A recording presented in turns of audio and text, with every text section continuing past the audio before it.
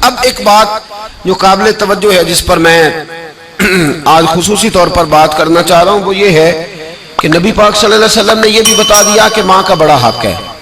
اور حضور نے یہ بھی بتا دیا کہ بیوی کا بھی حق ہے، جو تم نے خود کھانا ہے اسے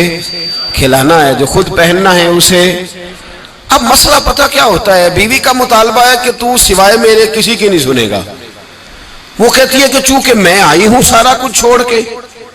اب سوائے میرے تو کسی اور کی نہیں سنے گا۔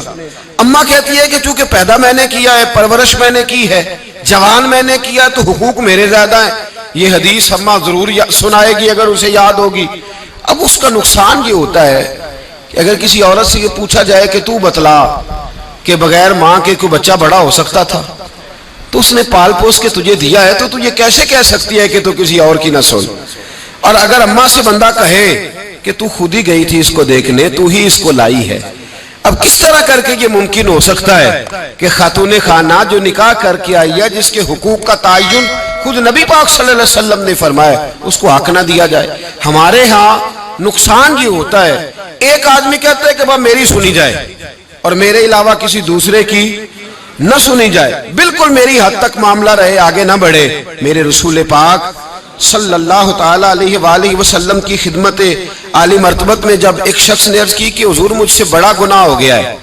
تو میں کیا کروں، تو نبی پاک نے فرمایا جا کے اپنی اماں کی نوکری کر۔ ایک کوئی ایسا گناہ اس صحابی سے ہو گیا تھا جو دور جاہلیت کا تھا، شارحین نے لکھا ہے، اب وہ جن کے حقوق ضائع کیے تھے وہ مل نہیں رہے تھے یا وہ دنیا سے جا چکے تھے، تو اس نے حل پوچھا کہ حضور اب کیا کروں، تو نبی پاک علیہ السلام نے فرمایا جا اپنی اماں کی نوکری کر، اللہ تیرے گناہ معاف کر دے گا۔ اس صحابی نے فوراً کہا حضور میری تو اماں پردہ کر گئی،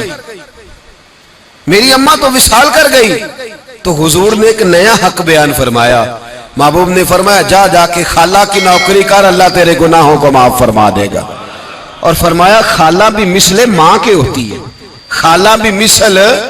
تو جا کے حضور علیہ السلام نے تو خالہ کا حق بیان کر دیا،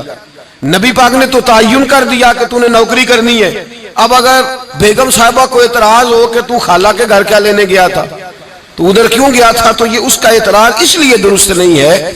کہ اس حق کو رسول پاک نے بیان فرما دیا ہے، نبی پاک صلی اللہ علیہ وسلم نے اس کا ذکر فرما دیا۔ میرے رسول پاک سید عالم صلی اللہ علیہ وسلم نے خود ارشاد فرمایا، ترمذی شریف کی حدیث ہے، نبی پاک کے نہ کسی چچا پر کسی نے اعتراض کیا، توجہ ہے میری بات پر؟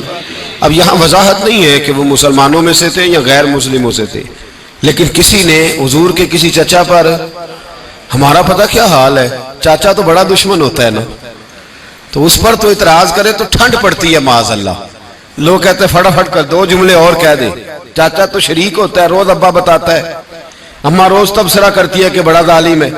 حضور کے چچا پر کسی نے اعتراض کیا، یہ ترمذی ہے، نبی پاک صلی اللہ علیہ وسلم نے فرمایا خبردار، اگر کسی نے میرے چچا کے بارے میں مجھے اذیت دی تو اس نے مجھے اذیت دی، اور فرمایا تمہیں پتہ نہیں چچا تو اس طرح ہوتا ہے جس طرح باپ ہوتا ہے، اس طرح ہوتا ہے جس طرح۔ اب چچا کے حق کا تعین کس نے کر دیا؟ نبی پاک صلی اللہ علیہ وسلم نے۔ اب اگر کوئی شخص اس پر یہ شکوہ کرے کہ یہ تو ایک اور حق آ گیا تو کدھر جائیں گے، تو نبی پاک نے چچاؤں کے حقوق بیان کیے، خالاؤں کے حقوق بیان کیے۔